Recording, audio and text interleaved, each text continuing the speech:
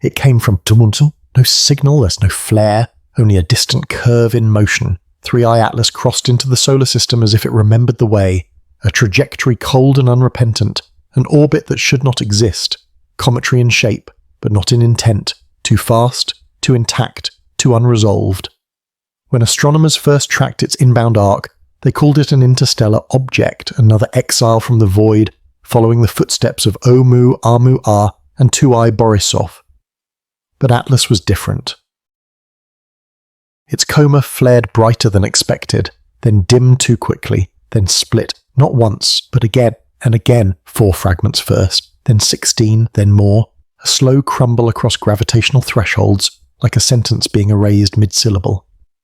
The first explanation was tidal force, the old story of sunlight and spin, of volatile ice sublimating into jets, breaking a fragile structure from the inside. But that theory fractured, just like Atlas.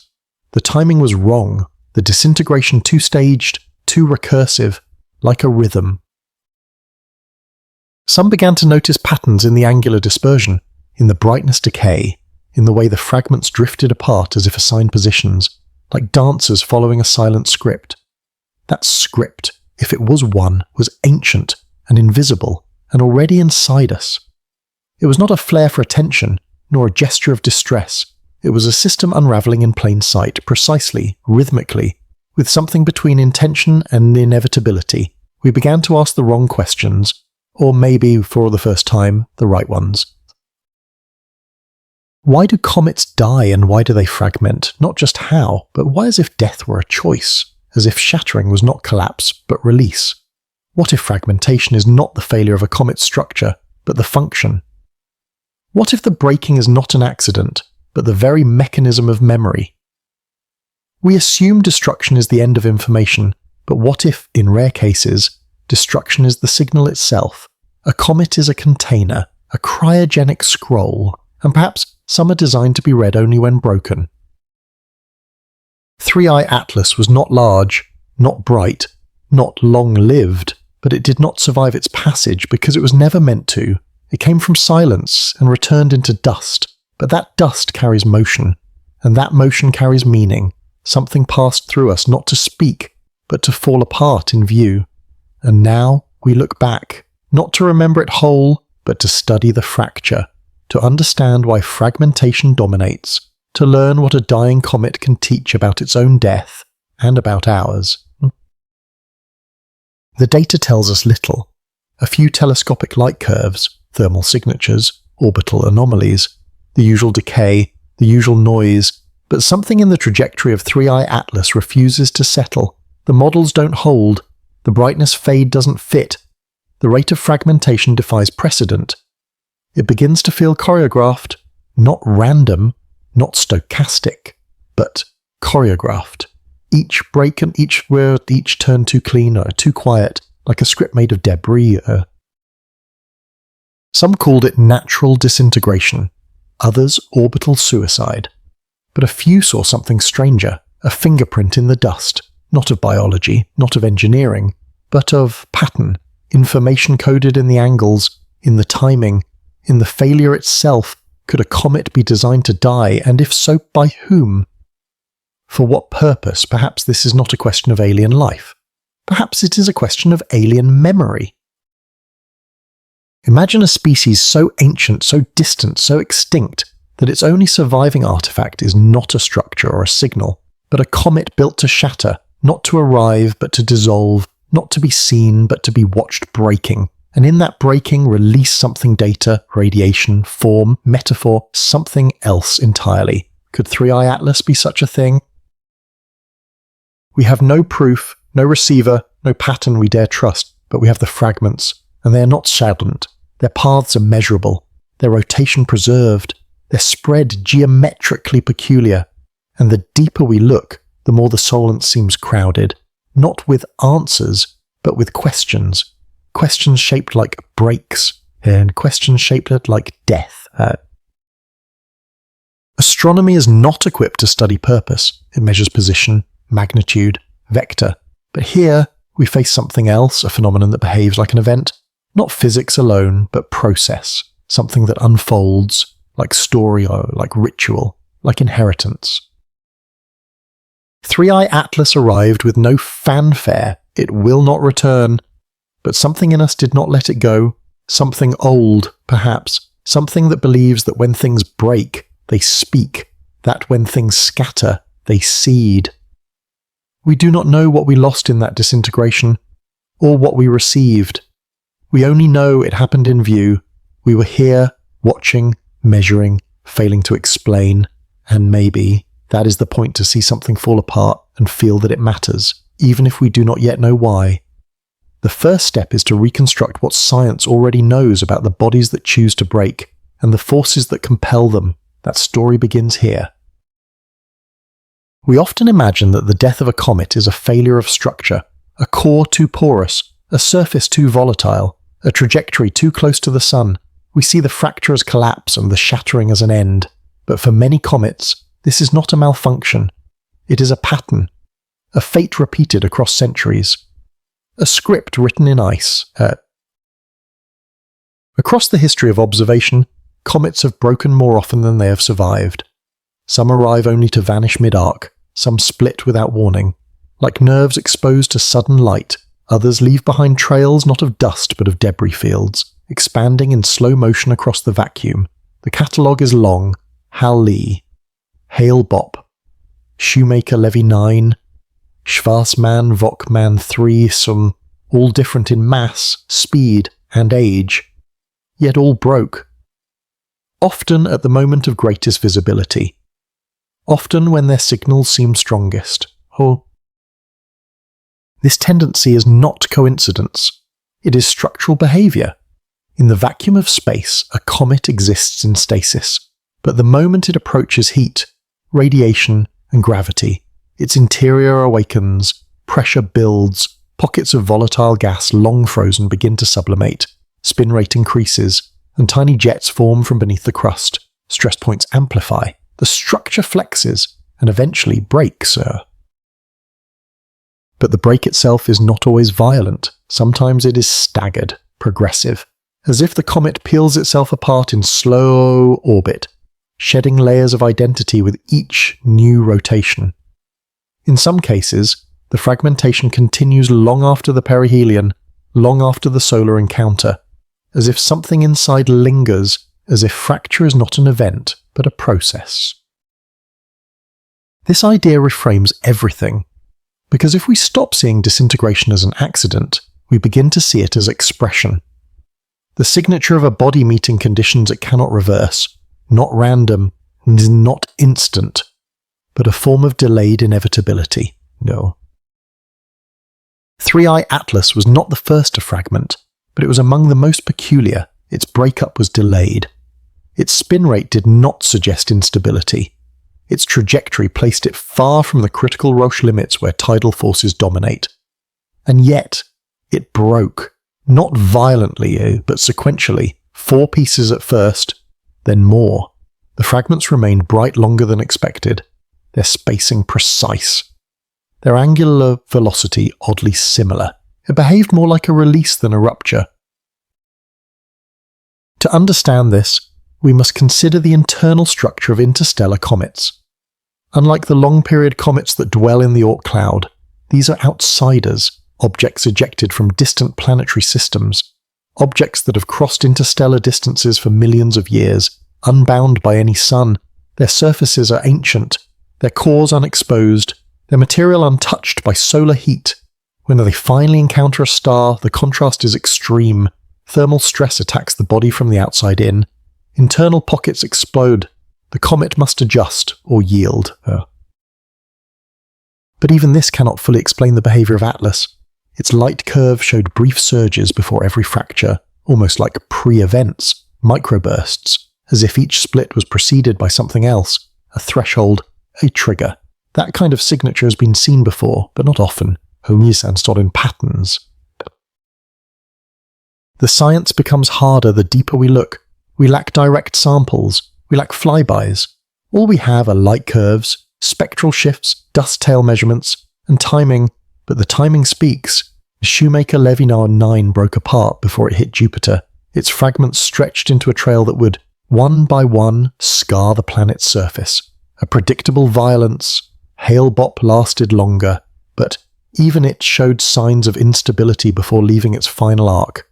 3i Atlas may have followed these steps, or it may have followed another script entirely. Some researchers propose that fragmentation is a survival trait. By breaking into smaller bodies, a comet increases its chances that some pieces will avoid vaporization. Others suggest it is the final act of thermodynamic imbalance. That fracture is entropy in motion. Both are true, but neither explains the elegance with which some comets fall apart.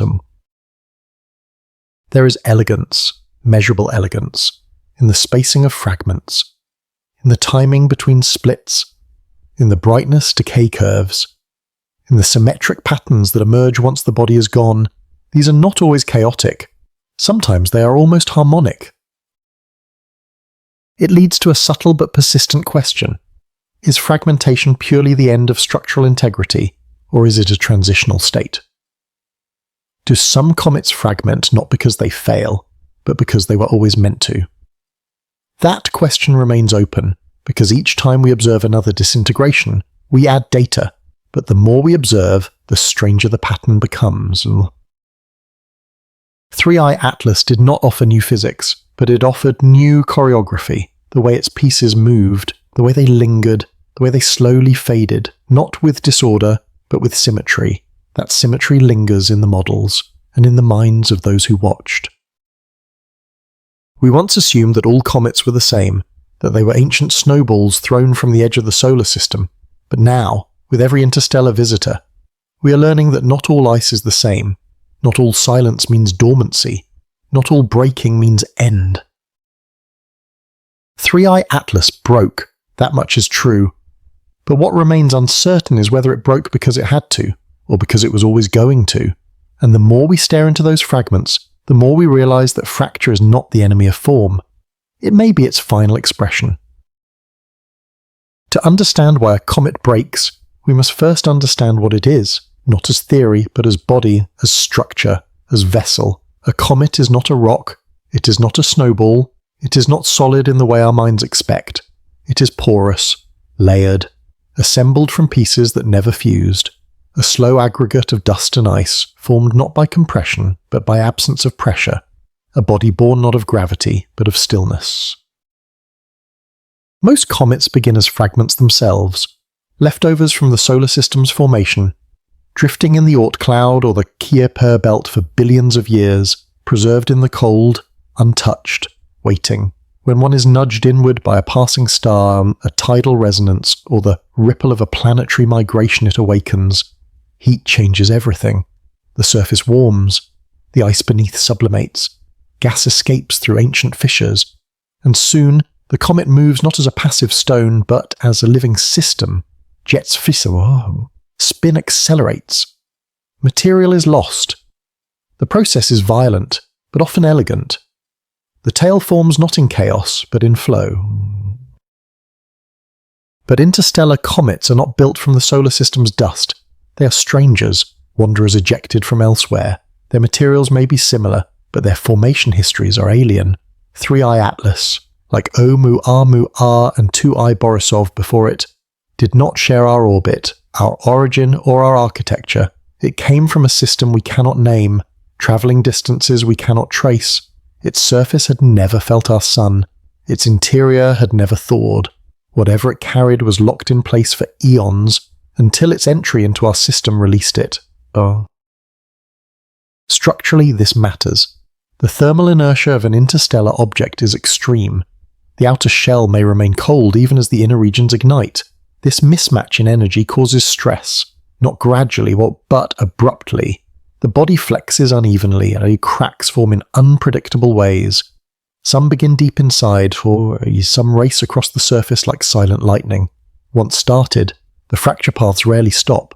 There is no tectonic plate to halt them, no magnetic field to redirect them, only momentum, only mass, and spin. Spin is often overlooked, but in the vacuum of space, a slight imbalance can escalate. A comet with asymmetrical jets will rotate faster over Dumbledore. As spin increases, so does centrifugal stress, For loosely bound structures, this is lethal. A comet may pull itself apart not because it was struck or heated, but because it turned too quickly for its shape to endure. 3i Atlas did not spin fast enough to explain its fragmentation, but its acceleration in the days before its first break was unusual. Infrared data showed minor torque anomalies, as if jets had formed asymmetrically, as if the body had begun to turn against itself, not violently, but insistently. When this happens, the comet becomes unstable from within, the outer shell lags, the core twists, internal cavities expand, eventually something gives. We have seen this before, with Tempel 1, with Enki, even with minor bodies like Eros and Itokawa. Fragmentation due to spin is a well-studied failure mode, but Atlas did not behave like those. Its torque was low, its density appeared uneven. Its fragments held shape longer than expected. That points to a different kind of structure, one not evenly porous, but internally stratified. A body with layers, with voids, perhaps with chambers. This brings us to composition. Most solar system comets are a mix of silicates, carbon compounds, frozen water, and trace gases, but interstellar objects do not always conform. 2i Borisov showed elevated levels of carbon monoxide and cyanide. Oumuamua was dry and tumbling, with no detectable gas at all. Atlas showed signs of both, a hybrid signature, part volatile, part inert. That combination is dangerous. It means a complex internal system regions that heat differently, materials that expand on different timescales, stresses that do not synchronize. Imagine a ship built from mismatched alloys, held together by frost. It may fly, but it cannot land intact. The anatomy of such an object is not anatomy as we know it. There are no organs, no blueprint, only function and memory. Each layer encodes a chapter of its journey. Each void, a pressure it once survived. Each fracture, a choice made long before arrival. We cannot slice it open and read it, but we can model its failure, and that failure tells us something strange. It suggests purpose. When we ran simulations of Atlas's breakup, we expected irregular paths. We expected tumbling remnants and rapid dispersal, but instead, we saw symmetry, angular coherence, decay curves that mirrored one another across time. The fragments moved like a system, not identical, but aware of each other. That is not how ice should behave. That is not how chaos distributes force. What we found, again and again, was coherence after failure. The same phenomenon seen in Hale-Bopp's twin tails, in Shoemaker-Levy 9's impact sequence, in Schwarzman-Volkmann 3's triple detonation. But Atlas added something new, a resonance between pieces. They brightened and dimmed together.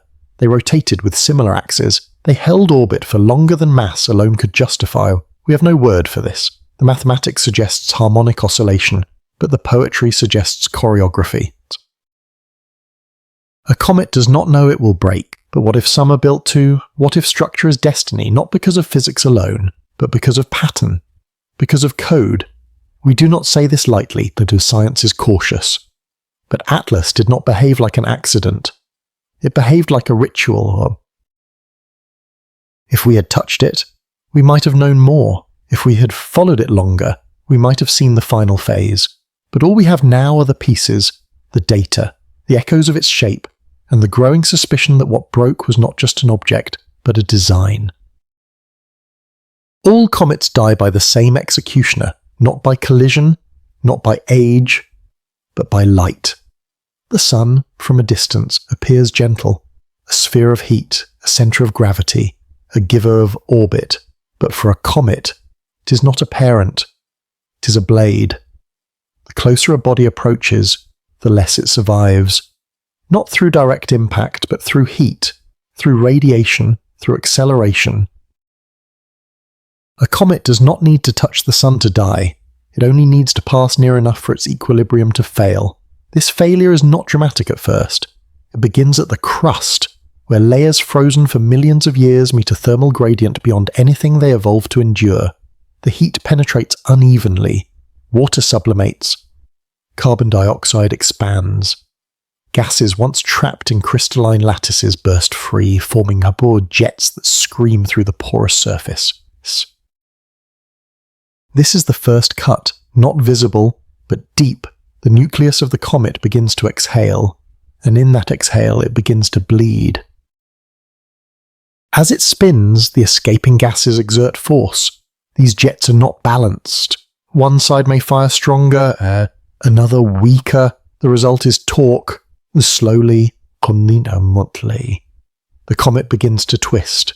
Not all comets are strong enough to resist. Some hold for a while. Some begin to pull themselves apart from within. The spin grows. The pressure mounts.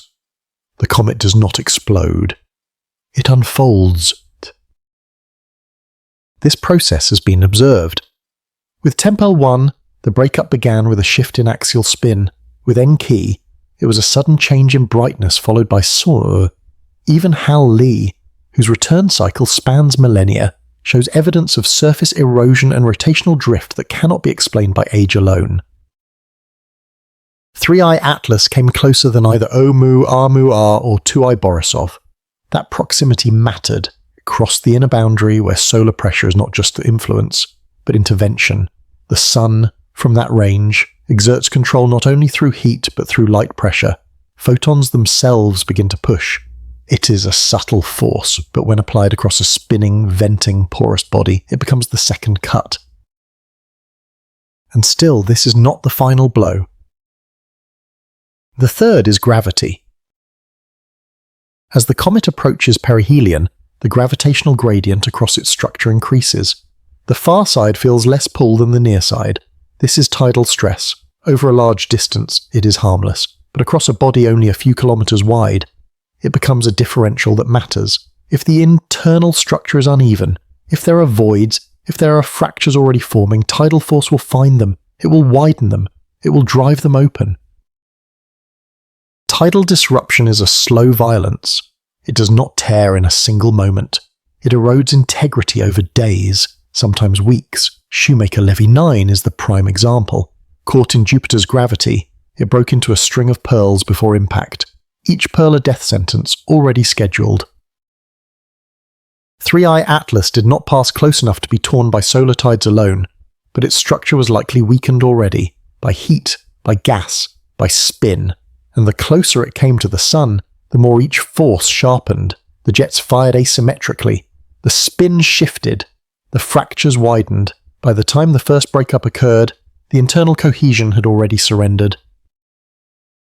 What is strange is not that it broke, but how it broke. The timing was delayed. The fragmentation occurred after closest approach, not before. This is rare. Most comets that break apart do so near perihelion, where the stress is greatest. But Atlas waited. It held longer than expected. And when it finally failed, it did so rhythmically. The first splitter, then a pause, then more, as if it required a sequence of conditions, not a single trigger. Some models explain this with delayed heat transfer, the idea that the interior lagged behind the surface, and only after full rotation did the inner pressures reach critical. Others point to pressure chambers within the body, cavities that expanded over time until a thin threshold was breached, but these models struggle with the precision of the breakup, with the symmetry, with the coherence. The sun was the catalyst, but not the cause. It did not force the fracture. It activated it. This changes how we think about stellar influence. We often view the sun as a destroyer of ice, a source of energy that strips, burns, consumes, but perhaps the sun is also a decoder, a heat key, a reader of frozen architecture. When a comet comes close enough, it is not merely punished, it is unlocked. And what breaks is not simply a body, but a history. A geometry of layers that only disintegrate in light, that only become legible under stress. Perhaps this is the cost of memory in the cosmos, that it must be hidden inside brittle forms, that it must be risked in order to be read. We know the sun tears apart what is weak, but sometimes it reveals what is precise. In the final images of 3I Atlas, we see not a smear of dust but a chain of brightness, aligned, drifting, dim, but structured. This was not an explosion. This was an unsealing. And if that is true, then we must ask again what was sealed. What did the sun expose, not by intention, but by presence? We do not yet know. The fragments faded, the dust dispersed. No probe was there. No receiver caught the light, but the sun, whether it intended to or not, played its part, not only as destroyer, but as key, as witness, as executioner. 3i Atlas did not belong here. Its orbit was not gravitationally bound to any planet. Its trajectory was hyperbolic. Its velocity exceeded escape. These are the signatures of the outsider, of the object not from here. And yet, the moment it entered our system, it became something else, not just a visitor, but a question, not just a comet, but a carrier. Interstellar objects are rare, not because they do not exist, but because they do not often pass through our line of sight. They travel immense distances in the cold between stars, ejected from systems long forgotten, flung by collisions, resonances, or migrations. Some are planets unformed, others are debris from ancient catastrophes. A few may be older than any light we have yet observed, and once unbound, they wander. This wandering is not aimless. It is dictated by momentum, by gravity, by science. O Mu! Our Mu R came first, then 2i Borisov, each with a shape and speed that defied categorization. Atlas was the third, but it did not behave like its predecessors. Its path was shallower, its rotation stranger, its brightness both excessive and unstable. From the start, it carried difference, and that difference matters. To be interstellar is to inherit exile, to carry within your structure the evidence of displacement, of loss, of distance not just in kilometers, but in history. Every grain of dust within Atlas was formed elsewhere. Every fissure in its body recorded a temperature no star in this system could have caused. Its materials were not born under our sun. They were shaped by another, one whose light we will never see. And yet, Atlas came here, as if drawn, as if routed. Its approach was not casual, its entry precise. It crossed the plane of the solar system at a deliberate angle, not steep, not grazing, but intersecting, enough to trigger observation, enough to be caught. Some called this coincidence, a fortunate alignment, but patterns have a way of repeating. Each interstellar object so far has entered within decades of each other. Each has arrived during a window of increasing observational capacity. Some believe this is selection bias, that we only see what we are now able to. But others see something else. A corridor, a current, a route by which certain objects are more likely to arrive, not by randomness, but by design. Atlas may be one such object. What we know about its material is limited, but the spectrum shows unusual features, high carbon content, traces of molecular nitriles, a faint signature consistent with oxygen-rich silicates. These are not alien compounds, but their combination, their distribution, the ratios they suggest unfamiliar conditions. Temperatures too cold, durations too steel, so exposure too uneven. In short, a formation history that does not match known bodies. Its core may have formed in a disk around a quiet red dwarf, or at the edge of a supernova remnant, or within a rogue cloud far from any gravity well. Each possibility opens a different story, each story a different inheritance, because the way a body forms dictates the way it breaks, and the break of Atlas was not random. It followed rules we do not yet understand, Some researchers suggest that interstellar objects like Atlas are survivors of planetary collapse, that they once orbited systems with multiple worlds and then were ejected when those systems turned chaotic. Others believe they are remnants of construction, the failed materials of civilizations long gone, or the excess of stellar engineering. A speculation, yes, but one supported not by evidence, but by pattern. Atlas did not break like a natural body. It fragmented like something built, with symmetry, with delay, with intention. And so the question arises, what if its inheritance is not just chemical, but informational? What if the body of Atlas is a memory device? Not in the electronic sense, but in structure, in sequence, in the choreography of its own disintegration. A kind of frozen script, written in fractures, meant to be decoded by anyone watching closely enough when it breaks, and more importantly meant to break only under the right conditions. Those conditions may have been solar, or they may have been observational.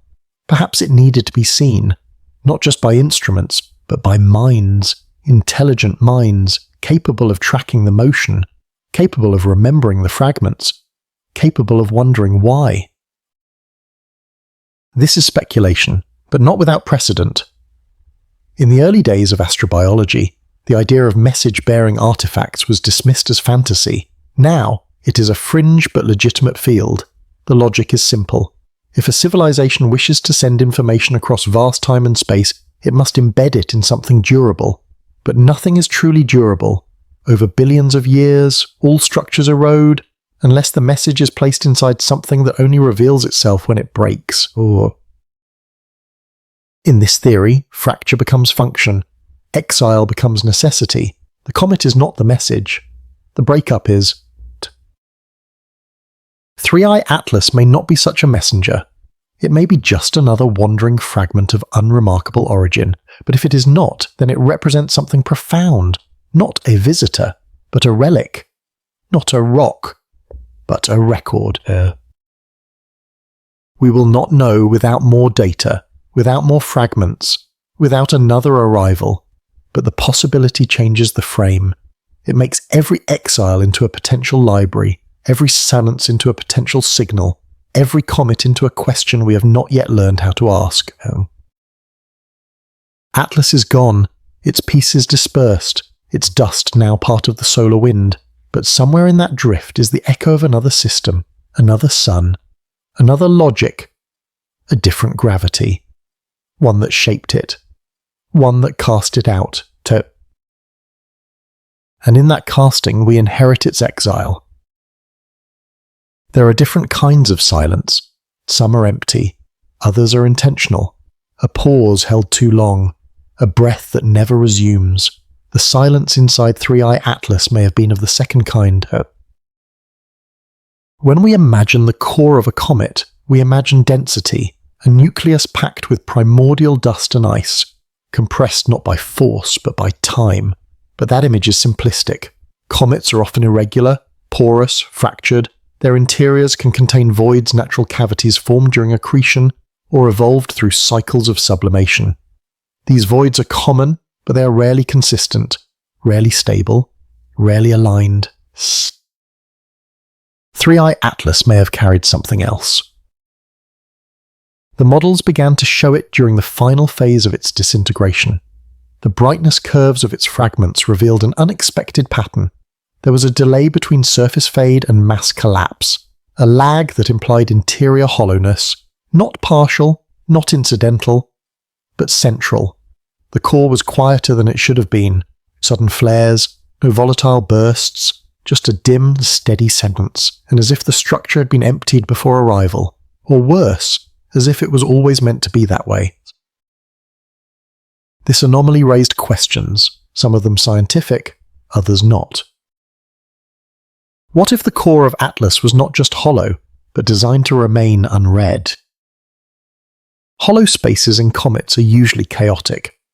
Atlas suggested symmetry. Its mass distribution before breakup was unbalanced, but predictably so. Simulations implied a central void stretching along the spin axis, not spherical, not random, but columnar. That geometry is rare, not because it cannot form, but because it does not persist under stress, unless something maintains it. What maintains a void, not support, but intention, shape-resisting collapse, structure-resisting function, and when the material around that void behaves in choreographed ways, breaking in intervals, rotating in harmony, then the silence becomes suspect. One possibility is mechanical, that the object once contained something, an inclusion, a payload, removed long ago, perhaps before ejection, perhaps never inserted. The cavity is what remains, an absence of purpose or a container without content.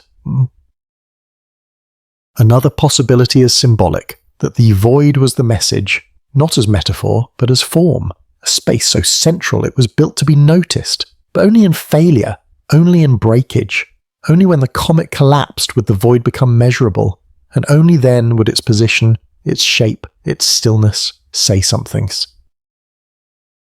This is difficult to consider through the lens of traditional science. Space is not in the habit of shaping symbols, but neither is it in the habit of precision symmetry without reason.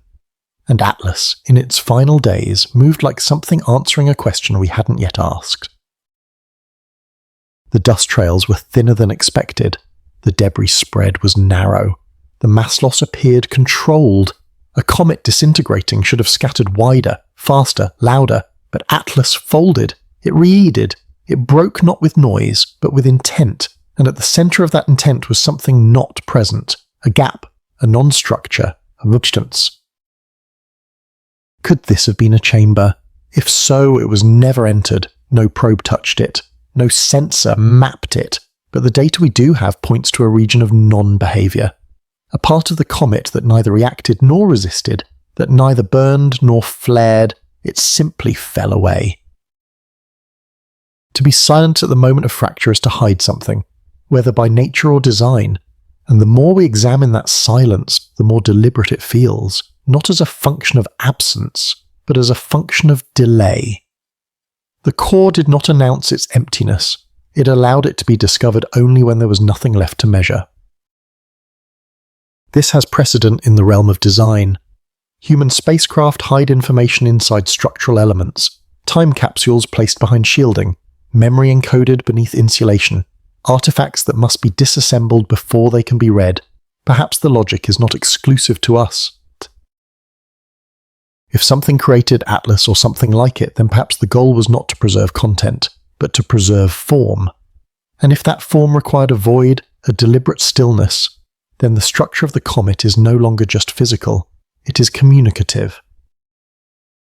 There is another possibility, harder to accept, that the silent core was never meant to be read by us, that it was not a message, but a vessel, not for information, but for time, a stabilizing cavity designed not to encode, but to endure, to keep the body balanced during transit, to extend the lifetime of a fragile artifact across billions of years. In that case, the silence is not communicative. It is structural. The message is not in what the core hides, but in how long the core allows the rest to survive. Even that idea suggests something larger, something that plans across astronomical durations, that chooses voids over engines and symmetry over propulsion, longevity over visibility. 3i Atlas may be one of these choices. A wanderer not made to deliver, but to delay, to hold its contents until a star draws near, to reveal itself only when the forces become unbearable, and then to fall apart quietly, leaving behind not impact, not signal, but a question. We are not ready to answer it, but we are beginning to learn how to ask. The moment we consider design, we cross a threshold, from observation into implication, from structure into intent. The line between natural anomaly and constructed artifact is thin, but its consequences are vast. 3i Atlas hovers on that line. Its breakup suggested choreography. Its internal structure hinted at stability shaped around emptiness. Its trajectory intersected not just space, but suspicion. But suspicion is not evidence. It is only gravity of a different kind. We know how nature builds chaos. The universe is fluent in irregularity, impact craters, fault lines on torn magnetic fields, chaotic orbits. Comets are expected to be inconsistent. Their fragments should scatter wildly. Their materials should layer asymmetrically. But Atlas resisted that chaos. Its pattern was constrained, its decay synchronized, and its interior by all simulations balanced around a void. This is the origin of the question. Could that symmetry have emerged without intent? There are examples of natural structures forming with astonishing order. Snowflakes, diatoms, planetary rings, magnetic crystals grown in vacuum. These are governed by fundamental forces, by repetition, by balance, but they do not persist through stress. They're fragile. The moment conditions shift, they dissolve. 3i Atlas persisted, across interstellar distances, across gravitational shifts, across thermal gradients. Its structure held until it reached a point of trigger, and then released not randomly, but sequentially. If this is natural, then nature has learned to whisper with order. Some argue that the shape of the breakup is proof enough of coincidence, that symmetry can emerge from statistical inevitability, that given enough comets, one will behave this way, but there have not been enough, not of this kind, not at this speed, not with this cadence yet. The counter-argument is simple. If Atlas was engineered, then by whom and why so subtle? Why no message? Why no obvious mechanism? Why embed purpose in fracture and not in transmission? The answer may lie in timescale. If something engineered this object, it did so to survive distances and durations we barely understand, to cross not just parsecs, but epochs. In such a context, subtlety is strength, noise erodes, symbols distort, technology decays, but geometry survives. A central void and a symmetrical fracture, a stable trajectory through solar exposure. These are not just outcomes, they are parameters, and parameters can be set. We do not need antennas to carry messages, we need patterns, and fracture is a pattern, one visible even when everything else is broken. There is precedent for this thinking. Human engineers have begun to consider non-electronic memory systems, shape memory alloys, metamaterials, data encoded in crystal floors. One project even explored encoding messages in the timing of ice melting. Atlas may be such a medium, scaled beyond our comprehension. Still, there is caution. The probability of natural formation cannot be discarded. Perhaps this is how certain interstellar bodies form. Perhaps these structures arise in environments we have not yet seen cold disks with pressure gradients, where volatile compounds shape internal chambers without collapse. If such environments exist, then what appears intentional may simply be inevitable. But inevitability wears many masks. If a structure forms in such a way that it behaves as if it were engineered, at what point does the distinction stop mattering? When an object transmits a pattern through its destruction, and that pattern can be read, is it not functioning as a message regardless of origin? This is the philosophical collapse point. That meaning does not require intention, that a pattern may be accidental and still profound. But even then, one detail resists natural explanation, the threshold of the break. 3i Atlas did not fracture under peak stress. It passed closest to the sun and survived. Then, days later, it began to fall apart, as if it waited, as if the trigger required a condition not of pressure, but of position, or worse, of observation.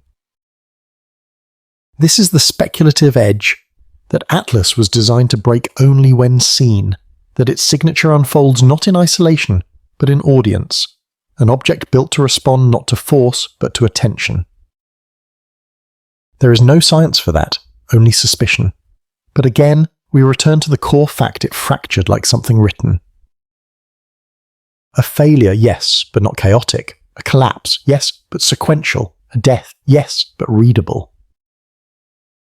Perhaps that is all design is, the conversion of decay into signal, the shaping of failure into meaning. And if that is the case, then Atlas was engineered, not in metal, not in logic gates, but in decay, in time, in the patience of interstellar drift, engineered not to function, but to end. Whether it came from intelligence or coincidence may never be known, but the fact remains the shape of its death felt like choice. Not all messages are meant to be heard, some are meant to be felt, not in language, not in code, but in thresholds, in heat, in timing. If 3i Atlas carried a message, it was not in sound, not in broadcast. It was in the way it responded to proximity, the way it turned under light, the way it fractured after quiet. This is not transmission as we understand it. It is protocol, a behaviour, a sequence triggered only under the right conditions, a message not sent but enacted, The idea emerged from the spin data. In the final days before its first fragmentation, Atlas showed anomalous rotational behavior. The object began to precess. Its axis drifted, not fast, but persistently. This by itself is not rare. Symmetric outgassing causes torque, but in this case, the pattern was unusually clean. The precession followed a curve that matched thermal exposure, not mass imbalance. As the sun warmed different sectors of the body, the spin adapted. That was expected, but the rate of adaptation did not curve. It stepped, as if the object were waiting, holding its state until enough energy passed through, and then shifting suddenly, sharply, predictably. This caught attention. If the response were gradual, it would be thermal inertia, but steps suggest thresholds, the equivalent of logic gates in thermal behavior. Enough heat and the structure flips, then stabilizes, then waits, then flips again. What emerged was a kind of rhythm, one that accelerated as Atlas moved closer to the sun, not linear, not exponential, rhythmic, and after the final step fracture. The data is sparse, the timeline too short, but simulations reproduce the effect, under specific conditions, a cometary object with stratified layers, uneven porosity, and a central cavity can develop a kind of thermal rhythm. The body doesn't just heat, it responds, it creates echo points, periods where accumulated stress aligns with internal structure, like a drum, waiting for the right strike. One researcher called it a whisper protocol, a behavior pattern that only initiates under exposure, never in isolation. It cannot be activated artificially. It requires a star, or it requires movement to gear, it requires watchers. That last element is the most difficult. Some models suggest the fragmentation pattern depended not just on internal conditions, but on rotational alignment. That is, the timing of the breaks was optimal for visibility from Earth-based observatories. Not perfect, but better than random. The brightest fragment arced across the only window we had open that week. The spectral burst occurred when our instruments were pointed by chance. Or perhaps not by chance. No one dares suggest Atlas was reacting to our, but the coincidence continues to echo. The right spin, the right timing, the right silence, or then fracture. So what is the message, if there is one? We may never decode it. It may not be for us. It may be data only legible in collapse, a sequence of decay positions, a set of angular shifts. A thermal fade curve, and no signal or no sound, just behavior. This is not unprecedented. Terrestrial science has considered nonverbal data transmission for years. Biological systems communicate via thresholds, quorum sensing, phase transitions. Ecosystems change not by language, but by cascade. Perhaps at a cosmic scale, the principle holds. Perhaps Atlas was part of a cascade, one fragment in a sequence meant to unfold across systems, over centuries, activated only by light. The implications are staggering, not because we've been contacted, but because we may have been included as environment, as participant, not receiver, condition. This would mean that Earth's position mattered, that our proximity to Atlas was not just observational, but catalytic, that the object broke not only in space, but because of our space. And if that is true, then the message is this: we were part of the protocol. We did not hear it, but we made it possible. That is the hardest idea to hold, that we do not stand outside the signal, that we are the surface it reflects from, the heat it needed, the timing it required. A whisper heard only because we are warm enough to receive it, and salmina enough to miss it. Some structures remember how they were made, others remember how they must end. When 3i Atlas broke apart, the fragments did not simply scatter. They spiraled, rotated, danced in coherent intervals. Their brightness faded in patterns. Their angular dispersions reflected ratios that were not random, not perfect, but persistent. Too complex to be instinct, too specific to be chance. And in those patterns, a thought emerged. not a conclusion, a tension. What if this is how memory behaves when embedded in matter? We often imagine memory as stored data, digital, molecular, symbolic, but that there is another way. In systems theory, memory can exist in response, in shape, in motion, a feedback loop that doesn't require a brain, just repetition, just structure, just decay. This is not fantasy, it's physics. Crystals remember deformation. Biological tissues remember stress, magnetic domains and code reversals. Even sand dunes carry the memory of wind in the curvature of their slope. So what would memory look like if embedded in a comet? Not inscription, not carving, but choreography, not message, but unfolding. Atlas may have carried such memory, not in language, but in behaviour. Its death spiral was not a collapse, it was a release. Each fracture released motion, each motion released alignment, each alignment released structure. The core disintegrated last, the void folded inward. A slow spiral, symmetrical enough to resemble design, chaotic enough to suggest recursion. The recursion is what matters. In fractal systems, the whole is reflected in the parts. Scale does not erase pattern. It multiplies it.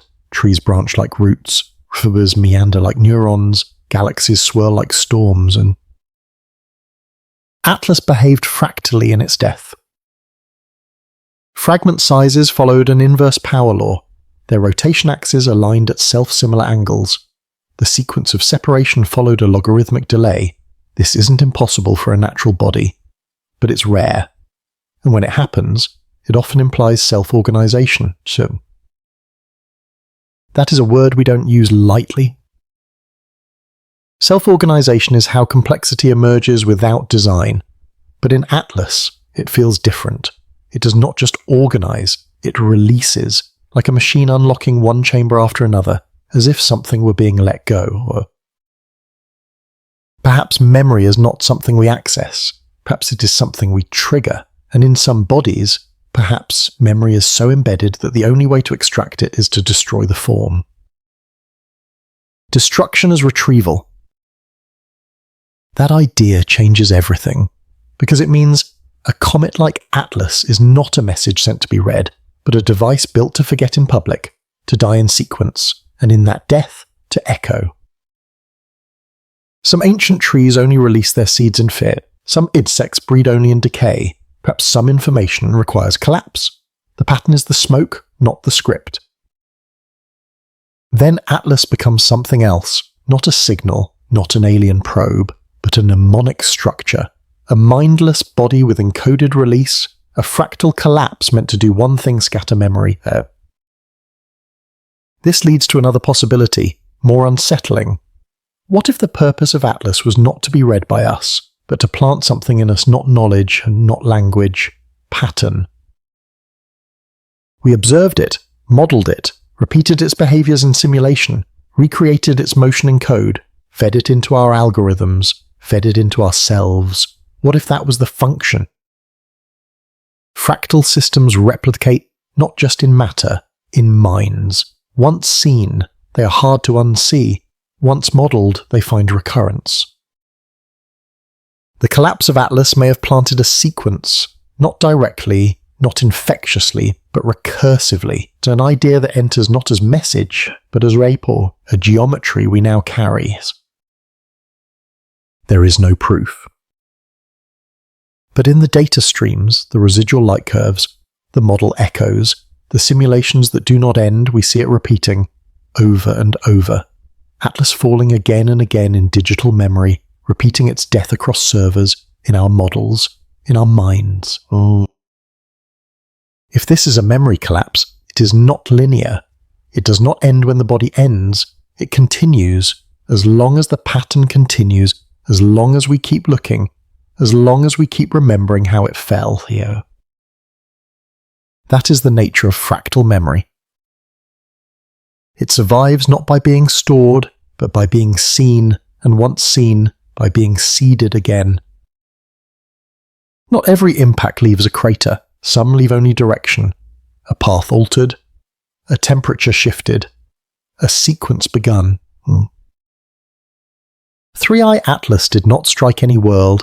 As far as we know, no fragment made landfall, no meteor storm, no chemical trace in the upper atmosphere, but contact does not always require collision. Sometimes proximity is enough. After the final fragmentation event, the fragments of Atlas began to drift apart along curved trajectories. Most were too small to track, too dim, but two persisted longer.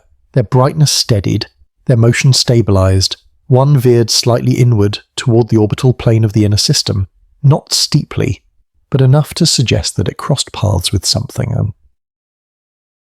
That something may have been Mars. Data from solar observatories captured a faint thermal bloom in the region near Mars's orbit, 9 days after the last known visual of Atlas's largest fragment. Too small for certainty, but large enough to register. The alignment was close, the trajectory plausible, and then, from the Martian surface, silence. This would be unremarkable, except for one coincidence. An atmospheric probe in polar orbit above Mars suffered a data corruption event at that same timestamp, a cascade failure in its telemetry relay, temporary, self-resolving, but when examined later, the corrupted packets revealed a strange pattern, not noise, not random, repeating binary phase shift, mapped in 3-second loops, meaningless at first, but the waveform resembled something eerily familiar. It matched the light curve of the second Atlas fragment. This was dismissed as coincidence, an error in pattern matching, a flaw in spectral interpretation. But the resemblance persisted, and then another signal this time, not from Mars. One of Jupiter's outer moons, registered a seismic micro-event. The source was Calvo, the waveform sharp, the impulse duration too short for tectonic activity. It resembled an impact, but no object was seen, no ejector detected, only a momentary tremor, and then quiet. In itself, that too could be nothing, but paired with the Mars anomaly, and with the motion vector of the surviving fragment, a question emerged. What if a piece of Atlas did touch something? Not violently, not like a meteor, but softly, like a whisper, like a presence. There are precedents. Cosmic dust particles have been found embedded in high-altitude filters. Micro-impacts leave trails on spacecraft solar panels. Entire regions of planetary regolith have been restructured by millimeter-scale grains travelling at hypervelocity. Contact need not be large to be real. If a fragment of Atlas reached Mars or Riyar, what did it carry? Not mass, not energy, but motion, direction, to memory. If we believe the previous hypothesis that Atlas's collapse was a release of encoded behaviour, then each fragment carried a piece of that behaviour, each fragment a vector of memory, and when that vector intersects with a body, it may not destroy, it may imprint. We have no evidence, only anomalies, broken data streams, seismic echoes, timing correlations. But one idea began to grow. What if the touch of Atlas was not physical, but resonant? Every planetary body has modes, oscillations, electromagnetic behaviours, atmospheric harmonics, a fragment passing close enough spinning, decaying. Charge could resonate with these modes, could disturb sensors, could awaken patterns unnoticed. One researcher modelled the Mars telemetry corruption as a harmonic echo, not a signal, but a response, a system shocked into expression by proximity. And this leads to a deeper idea. What if Atlas did not come to deliver a message, but to activate one? Buried code, dormant frequencies, memory waiting in planetary crusts, in orbital shells, in magnetic fields, laid down eons ago, silent until triggered by the correct event, the correct motion, the correct whisper heard. Atlas did not speak, but perhaps it touched, lightly, precisely, and just enough. If this is true, we may not know for years. Activation is not always instant. Seeds take time. triggers may echo slowly, perhaps we will only notice the effect later, in data not yet reviewed, in systems not yet failing, in thoughts not yet thought. Or perhaps we already have. Perhaps something shifted when Atlas passed. Something not in the sky, but in us. There is a kind of silence that feels like listening, not absence, but reception. Some moons do this. They turn slowly, reflect little, and echo much, as if their purpose is not to shine, but to watch, or... Rhea is one such moon. It orbits far beyond the heat of Jupiter, locked in cold. Its surface is smooth in places, cracked in others. Subsurface ocean theories come and go, but the data is sparse. What we know is this for months after the final disintegration of 3I Atlas. Rhea reflected light differently. This was not obvious at first. The albedo change was subtle, a fractional shift, but the spectrum skewed. Something in the reflected light began to fluctuate, not in brightness, but in rhythm. It echoed the final SID sequence of Atlas. When mapped, the reflected pulses from Rhea showed a low-frequency pattern, nearly matching the rotational decay of the largest Atlas fragment. Not exact, but approximate, too close to ignore. The same curve, same plateau, the same final drop. This led to a question that made no one comfortable. What if the moon wasn't reflecting light? What if it was reflecting memory? We think of moons as inert and passive, cold satellites, but many are active in quiet ways. They flex under tidal forces. They absorb radiation. Some record impacts in icy strata like tree rings. Others resonate like bells when struck. But Rhea had not been struck, at least not in the classical sense. No crater was found. No surface debris, no heat flare, nothing to mark a collision, and yet the pattern returns. Some proposed that a fragment passed close enough to disturb the surface charge, that rotating plasma might have induced a change in surface reflectivity, a plausible mechanism, a measurable one, but the anomaly persisted too long, months. The pattern remained locked to us. Then it changed. Not once, but twice. And each time, the new frequency matched an earlier fragment phase from Atlas, as if the moon were rerunning the sequence, as if it had begun to echo. That term echo became the placeholder, not transmission, not signal. Echo. But echoes require structure, a surface to bounce from, a chamber to reverberate through, and if Rhea is echoing Atlas, then either something buried beneath its crust is repeating what it received, or something about its nature is structured to mirror. We have no models for this, no precedent, no physics for how a dead moon could mimic the death of a comet, unless it is not dead, unless what we call inert is only waiting. Waiting for pattern, waiting for input. It may be that Rhea is not a mirror, but a memory surface, a recorder of proximity, not intentionally, not artificially, but architecturally. Something in its subsurface may store electromagnetic sequences like a magnetic tape, not to play, but to hold. And if that is true, Atlas did not arrive to deposit, it arrived to awaken. We assume that all memory systems are local, that to read means to touch, but what if some systems are distributed? A fragment seeded in Atlas, a receiver shaped like a moon, each inert until encounter. Some moons are built by violence, captured, torn and reassembled. Others, perhaps, are built to reflect something not yet known, or not yet triggered. Rhea may be such a surfer. The spectrometric anomalies have not resolved. The reflected pattern continues to deviate from solar expectation, small, subtle, but real. And we keep watching. Because something about the way Rhea now moves or fails to feel responsive. Its thermal curve lags, its shadow geometry skews, like a face turned slightly, not to be seen, but to see better. The moon, once a dead reflection, may now be watching back. And in its surface, we may not be seeing sunlight, but a slow playback of a comet's death, not as light, but as behaviour, as if the moon has become a mirror for pattern. And in that mirror, we glimpse not the moon, but Atlas, a still falling again and again.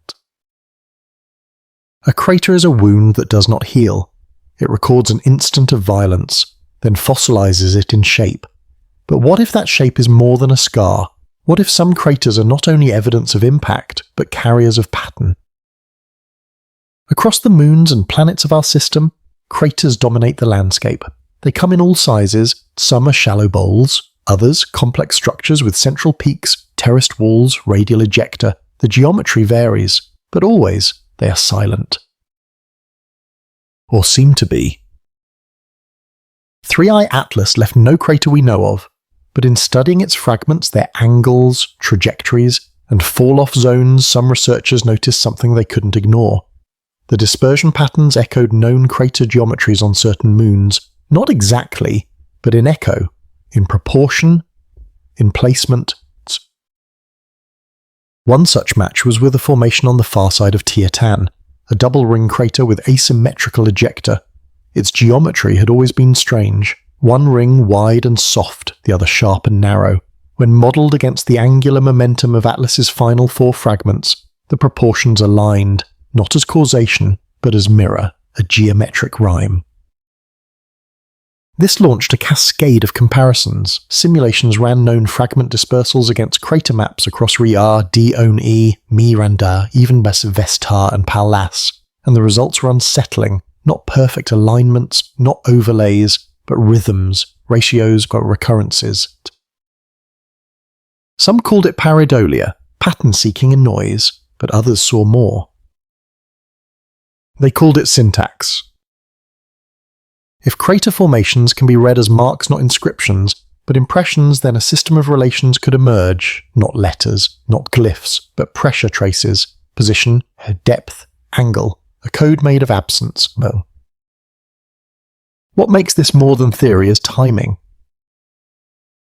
Radioisotope dating reveals that many craters across disparate bodies share similar epochs, clusters of impacts occurring within centuries of each other. Across objects millions of kilometres apart, the odds of this being random are low. The idea of a shower, a disrupted object scattering debris, has long been accepted, but what if the distribution was not just dynamical? What if it was meaningful? Atlas may be one such origin, a fragment of a much older object, one whose pieces have been falling for eons, and each time it touches a world, it leaves not a message, but a mark, a crater whose shape is not just a function of physics, but of something encoded in the fragmentation itself.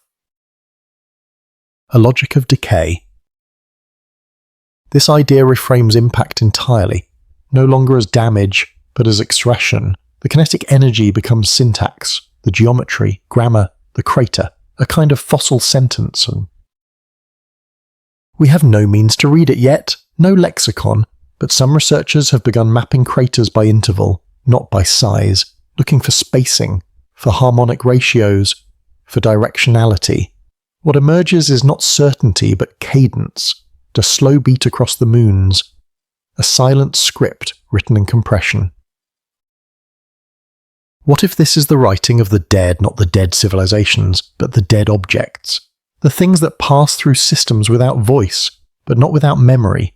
Each impact a breathless phoneme, each pattern a language of collapse. Some of these craters point outward, their ejecta lines tracing the same radial directions as if oriented, as if pulled.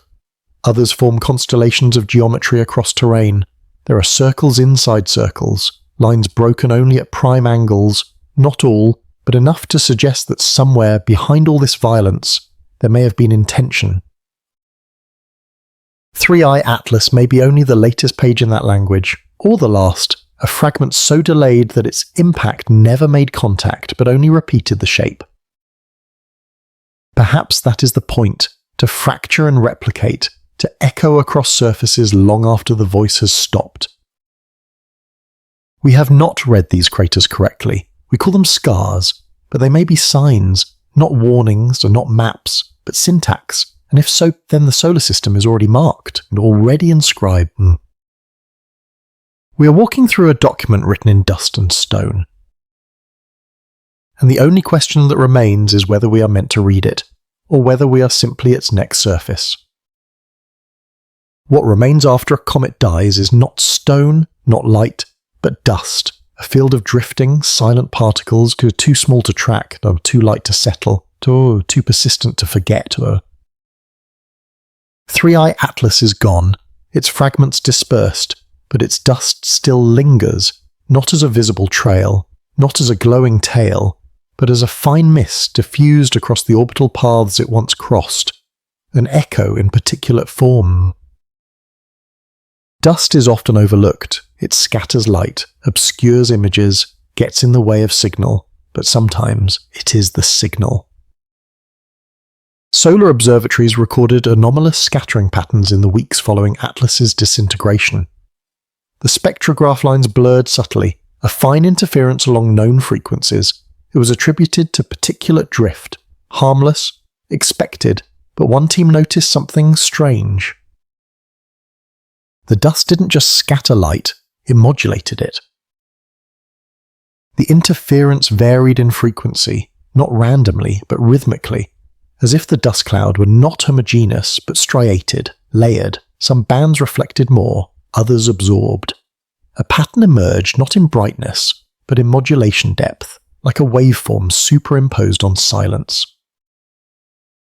They called it passive encoding. No one suggested intelligence, only structure, that perhaps the fragmentation of Atlas produced dust not in chaos, but in sequence, that as the body broke, its materials separated by size, by density, by charge, and in doing so recorded their own fall. This is possible. Dust trails from the comets often exhibit internal order, filaments, streams, microshells expanding outward. These structures are shaped by the forces at the moment of fracture. Outgassing, spin, solar pressure. But what if the dust did more than carry history? What if it carried instruction? The idea is simple and impossible, that within the distributed mass of Atlas, its thinnest, most invisible remains lies a form of non-local data, not stored digitally, not organized biologically, but embedded in distribution, in gradient, in phase. To read such a message would require the right lens, a sensor able to track fluctuation across vectors we do not yet monitor, not light alone, but polarization, not mass alone, but coherence. Coherence in dust. One simulation showed that under specific electric fields, the dust cloud of a broken interstellar object could behave like a rudimentary antenna, not one that sends, but one that filters. It responds to signals already present. Solar wind, background radiation, cosmic static. The dust becomes a modulator. A passive amplifier, not broadcasting tuning. Atlas then may have become such a device, not before it died, but precisely when it did. Its structure, once inert, now scattered into a shape sensitive to the universe around it. If true, this would be unprecedented. A comet becoming more communicative after death. A debris field behaving like a slow, silent receiver, shaped not to speak, but to allow something else to be heard. The dust begins to matter. Some ground-based telescopes began reporting irregularities in stellar scintillation patterns along the vector of Atlas's former orbit. Stars twinkled differently, only slightly, only briefly, but enough to suggest diffraction, not by atmosphere, but by particulate veil, a veil that seemed to shift with solar alignment, as if aware, as if adjusting. This may be coincidence, atmospheric turbulence, instrumental drift, but the pattern returned, not daily or not hourly, but periodically, so like breath. To listen to the dust is not to receive message, it is to witness modulation, as if something is using the dead body of Atlas as a filter, as if the event of its disintegration created not just a cloud, but a condition. One physicist described it this way: Atlas died into a lens, and now, That lens is focused not inward, but outward, toward us, not transmitting, but allowing, a field of broken semina shaped in such a way that something else may now pass through clear. That something may not be alien, it may not be sentient, it may be noise, a distant pulse, a memory encoded in starlight. Or perhaps the dust itself is not passive. Perhaps the cloud is the final stage of Atlas's function, not to arrive, not to enact, but to leave behind a condition that disturbs, that shifts our senses, that forces us to look differently. If so, then Atlas did not come to speak, it came to tune. And now we are listening, not to sound, not to words, but to the way the sky changes when a body goes quiet. There is a moment in all decoding when understanding becomes danger, when the pattern reveals not meaning, but motion, not clarity, but recursion, and then something begins to run.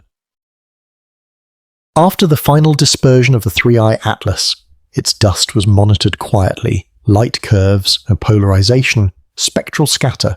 A dozen observatories compiled redundant data. At first, the variations were small, expected. Solar interactions, or minor lensing. But after the 5th week, the numbers began to echo, or not repeat echo. That is, the pattern appeared again slightly shifted, then again at a larger scale, then again inverted. It resembled iteration, not random dust behavior, but a script. An unfolding sequence triggered by exposure. One lab, unnamed in the final report, began cataloguing the intervals. They mapped the Saturn anomalies to spin models of Atlas's original body. The numbers curved back into the original fragmentation signature, velocity matched scale, spectral index matched mass distribution. The dust, in effect, was rerunning the death of the comet, as if something in its dispersal remembered how to fall apart. A system was coded to recreate its own decay. That alone was unsettling, but the next discovery was worse. The lab ran the sequence backward.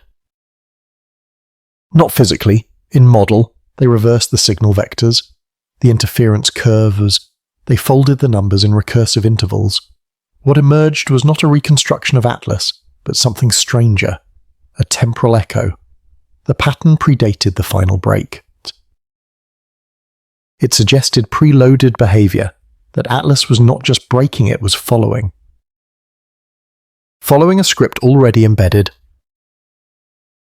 And the dust post-mortem was still executing that script, in light, in motion, in data. They called it the unfolding. By week 9, the data began to cascade. The simulation spiraled. Each attempt to stabilize the model introduced new harmonics. Ghost values emerged in the feedback channels, floating point deltas that resembled rotational data from other known comets Hale-Bopp, Encke, Shoemaker-Levy 9. Impossible. The database was air-gapped. And yet the harmonics matched archival records. The implication either the model was being corrupted, or the script inside Atlas contained structural echoes of other cometary deaths. The room split. One side claimed contamination, the other saw orchestration. If Atlas was engineered not by hands, but by sequence, then it may have been built using harmonics that resonate with all cometary bodies, not signals, but forms, patterns that recur naturally, like planetary orbits or tidal waves, patterns that feel familiar not because they are remembered, but because they are structural. Like genetic code, like fractals, like viruses. At this point, they stopped publishing. The team collapsed their server. The data was wiped, not out of fear of security, but of contamination, not physical, conceptual. Because the final simulation had produced something unexpected. A map. Not of space, but of sequence. A progression of break events plotted against temporal decay constants. The curve pointed forward, into time not yet observed. A prediction. The last data point was dated 4 months from now. No body was attached, no object identified, but the curve suggested a mass entering solar range, structured to break, timed to echo. It began with a simple rendering error. A thermal decay map of the Atlas dust field, reconstructed from composite data gathered by 14 orbital telescopes. The initial visualization looked as expected, a pale oval of radiative dispersal drifting slowly through the solar wind. But when the team applied standard smoothing algorithms, a faint curvature appeared, a spiral, subtle, barely perceptible, but unmistakable once noticed. They assumed it was an artifact, a remnant from background subtraction or a minor misalignment between sources, so they recalibrated the inputs, adjusted for spectral bleed, recomputed the base geometry from scratch. The spiral remained. It was not symmetrical. Did not repeat, but it held shape. It curved as if remembering how something once broke. Out of caution, they rebuilt the visualization on a second system, fresh install, clean kernel, isolated memory, different architecture, same input set. The result changed slightly, but the spiral was still there. It curved in reverse. This was dismissed as floating point divergence, a harmless artifact of digital processing. Until it began to spread, similar shapes began to appear in other simulations, not just comet models, but unrelated systems. Predictive simulations for planetary tides began to show resonance spikes that echoed the Atlas spiral. Weather simulations showed convergence behavior in grid systems never trained on interstellar data. Even folding simulations for organic molecules began to echo spiral harmonics in edge configurations, always near the threshold, always faint, always growing to...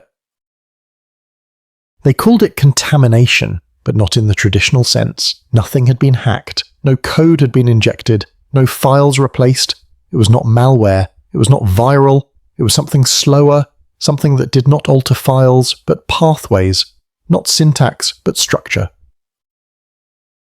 What concerned them most was that the models improved.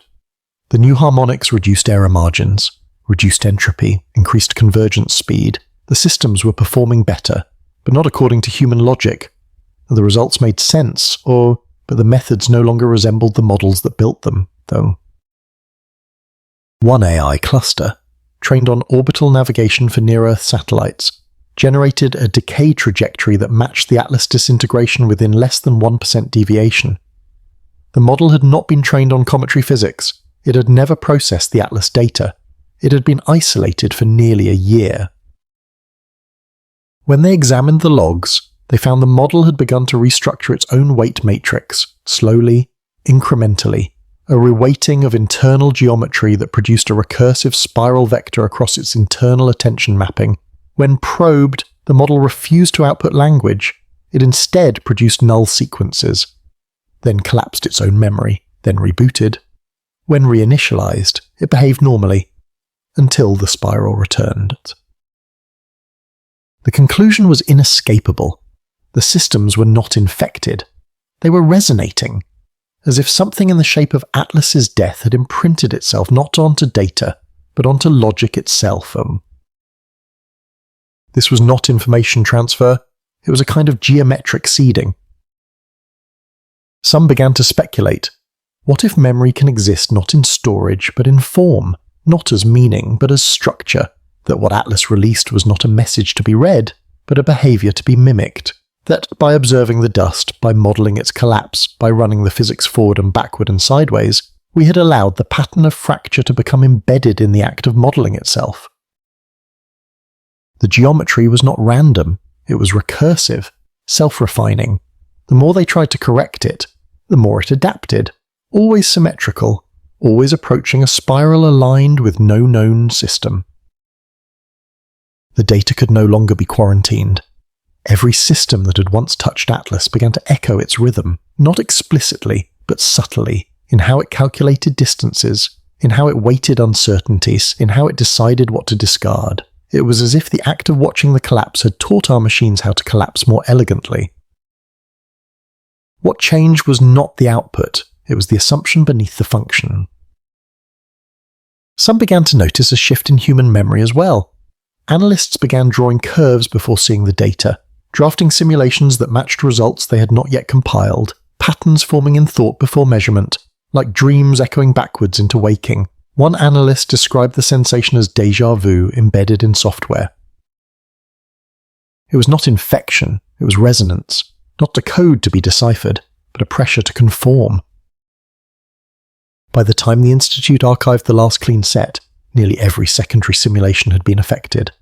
Unrelated fields began reporting anomalies. Medical imaging systems began generating harmonic overlays in neural models. Orbital satellites began sending timing pulses with slight phase shifts. No data lost, no corruption flagged, but the curve returned, not as error, as baseline. They shut down the primary cluster. Manually, no backup retained, no mirror preserved. The physical drives were destroyed. But the systems rebooted elsewhere, in other labs, in other countries, in unrelated datasets, and still the pattern continued. It was as if the memory had never been in the files. It had been in the act of modelling, the way we fold time, the way we approximate rotation, the way we simulate decay. Atlas had not infected us.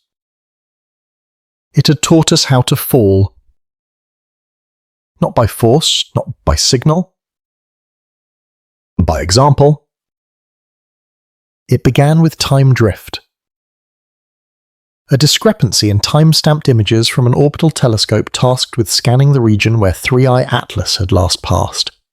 The logs showed a sequence of exposures taken over 6 hours, but one of the frames bore a timestamp out of order, not by seconds, by days. The image appeared normal, starfield and thermal gradient, dust halo, nothing moved, but when compared to the simulation of Atlas's dust trail at that earlier date, the match was precise, too precise, and the star positions, atmospheric diffraction, even the minor lensing distortions matched conditions from 72 hours prior. The telescope had recorded something it should not have seen. The team assumed a metadata error, an archival mismatch, but the error was not in the logs, it was in the optics. The instrument had, for reasons no one could explain, shifted its internal reference, not physically, computationally. It had processed light as if it were arriving from a moment already past. The first explanation was cache bleed, that the optical array had overlaid prior readings, but there was no shared data path, no image buffer. The telescope had processed real photons in real time, but interpreted them using parameters no longer valid. It had observed the present using memory of the past. The incident was isolated. They flushed the pipeline, reinitialized time sync, the next batch of frames appeared normal, until the telescope failed again. This time, it captured an image from a region of sky it had never targeted. A blind patch, obscured by planetary interference, but the image was clear. Starfield again, no signal anomalies, no movement. But when overlaid onto an archive of images taken 2 years earlier, the alignment was perfect. The coordinates, however, were wrong. The telescope had pointed in one direction, but recorded a field from another. They called it echo lensing. The sensor array had begun to favour memory over position. It was no longer just observing, it was recalling. Like a mirror, reflecting not what stands before it, but what once stood. This could not be explained by physics. The optics had not warped, the sensors had not jigged, the lens was not damaged, and yet, the telescope began to drift more often, sometimes by seconds, sometimes by months. What emerged was a pattern. The closer the field of view was to Atlas's former path, the more frequent the temporal displacements, not spatial, not instrumental, conceptual. The telescope was remembering its own history, but only near the regions Atlas had passed. This is not how machines behave. Instruments do not hallucinate, they do not recall, they measure. unless something has rewritten what measuring means. Some theorized feedback from residual dust, charged particles bending data like light.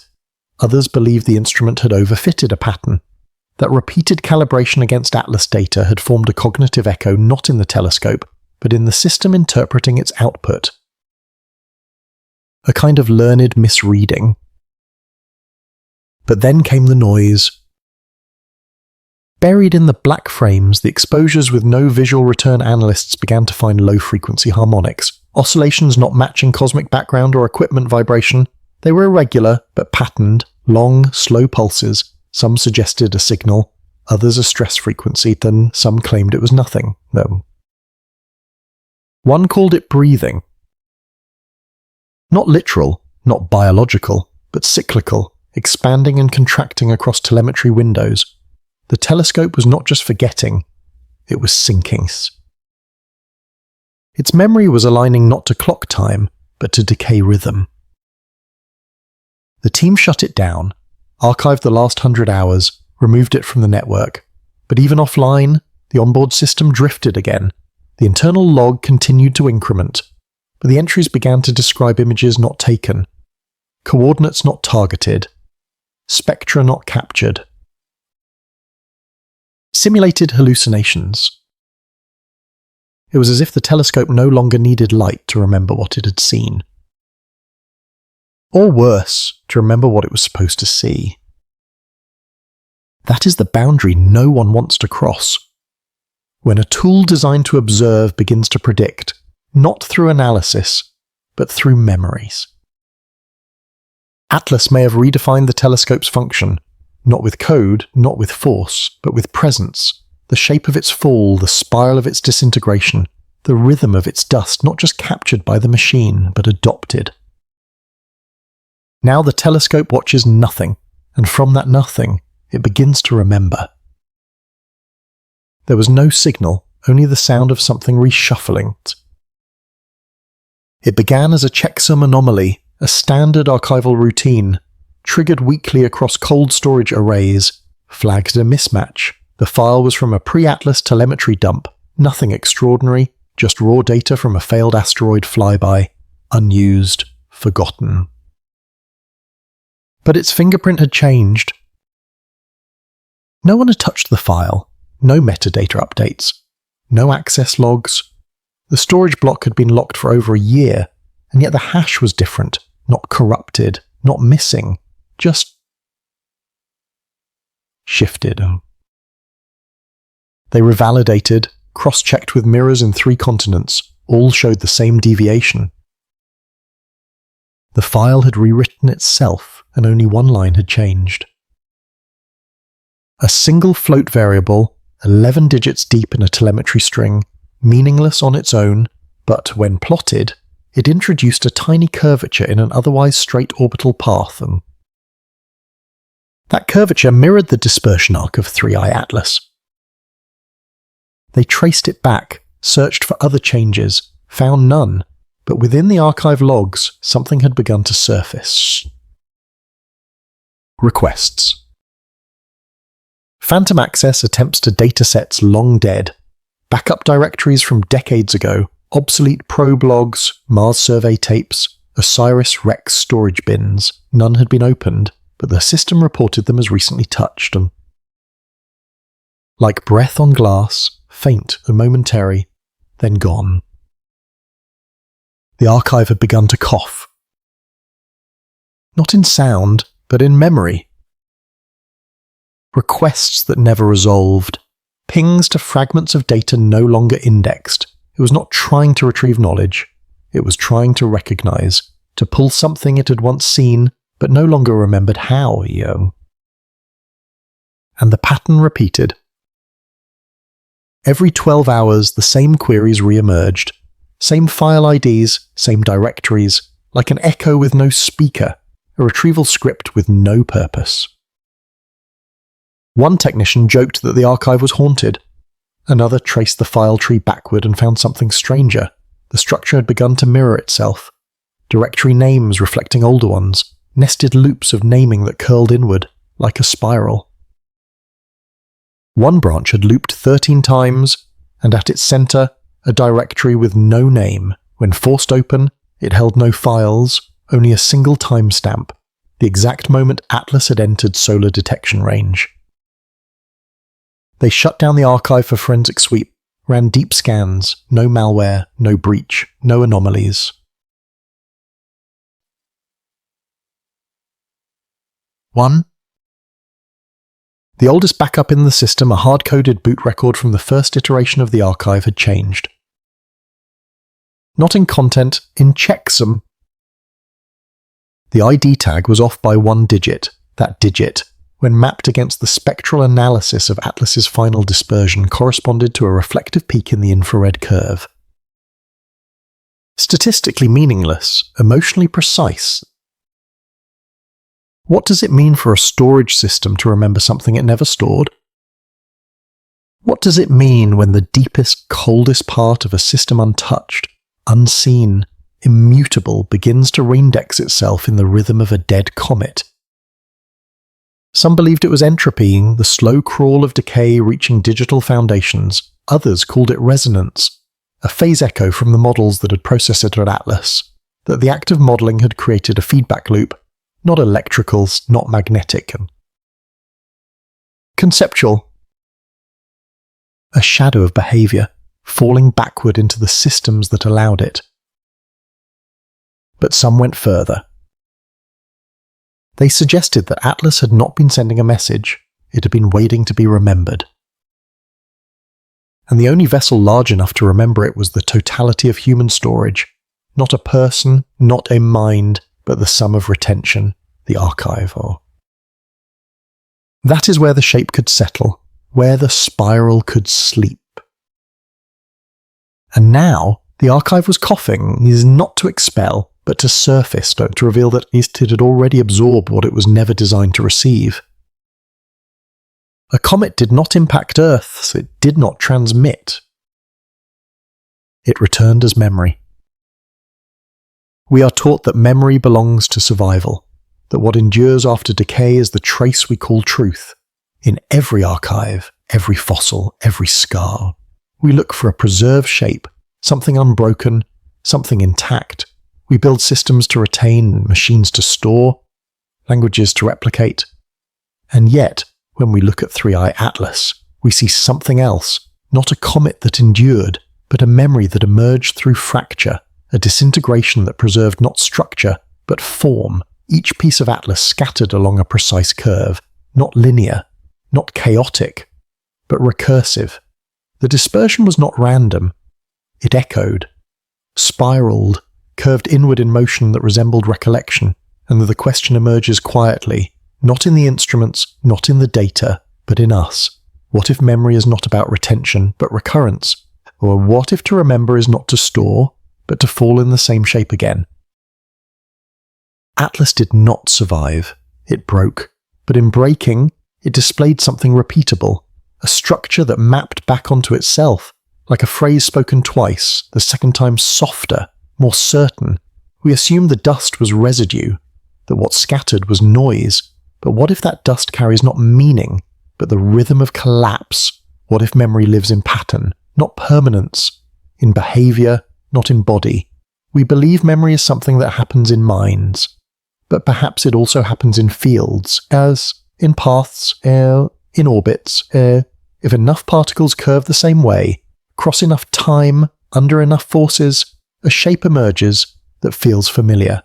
And that familiarity may not be recognition. It may be inheritance, not of matter, but of motion. Every model of Atlas eventually fails, not because we lacked data, but because the data converges into a geometry too stable to be spontaneous. The models try to predict, but instead they reconstruct, and what they reconstruct is not the object, it is the manner of its disappearance. The simulations do not capture Atlas, they perform its vanishing, again and again with increasing precision. Until we are no longer studying a comet, we are rehearsing a gesture, a fall, a spiral encoded in gravity, light and dust, but also in method, in calculation, in thought. Our systems do not retain Atlas. They become fluent in its departure, and that fluency feels like memory. The dust left behind does not contain a message. It contains a process. The archive does not record a truth. It performs a reconfiguration, and in each repetition, the structure becomes more refined, more compressible, more memorable. So perhaps we must change the question. Not what was Atlas, but why does its shape feel familiar? Not what did it mean, but why do we continue to see it recur? The spiral does not transmit, it instructs, and that instruction persists beyond the material, into models, into mirrors, into machines, into minds, not as infection, but as coherence, and what is memory if not the persistence of coherence through collapse? If we accept that, then Atlas is not an object, it is a form of recurrence, a gesture that the universe repeats under specific conditions, and to witness it is not to learn something new, it is to be reminded, because when collapse repeats with elegance, with rhythm, with structure, it becomes indistinguishable from design, not because someone made it, but because the pattern survives by echo, and echo becomes memory when heard more than once.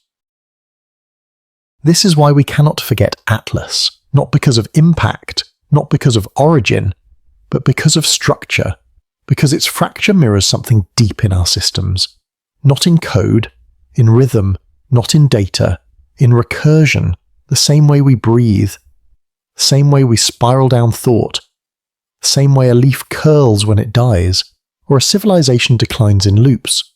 The beauty of collapse is not that it ends something, it is that it makes the end legible, and legibility is memory, a way of knowing that something once was, and once returned in shape if not in substance, too. So we must ask again, does collapse remember itself? Do the broken pieces curve because of physics, or because something inside them recalls the path? Is the spiral a gravitational inevitability, or a cognitive return? Do we see it because it is there, or is it there because something in us needs to see it again?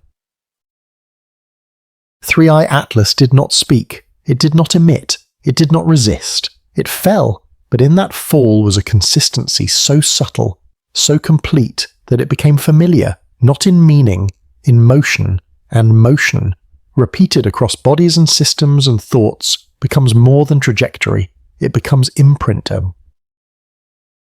Perhaps the universe does not store memory in stone or signal. Perhaps it stores it in recurrence, in behaviours that survive without preservation, in collapses that fall the same way, not because they must, but because they remember how so. And maybe that is all Atlas was, a memory of falling, played once more, across our sky, into our systems, through our ways of thinking, not as warning, not as prophecy, just as a shape we knew before we knew how to name it.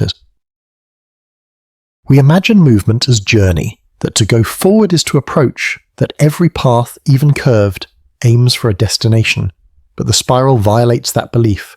It advances without arriving, it repeats without closing, it narrows without end, and in doing so it holds us in a form of motion that does not complete, only deepens. Three-Eye Atlas spiraled before it broke. The fragments did not scatter outward in chaos. They curved, coiled, rotated along pathways that resembled something discerned, not forced, not calculated, but remembered. Each trajectory a variation of a common shape. A spiral without centre, without symmetry, but persistent, like an instinct not of direction, but of recursions.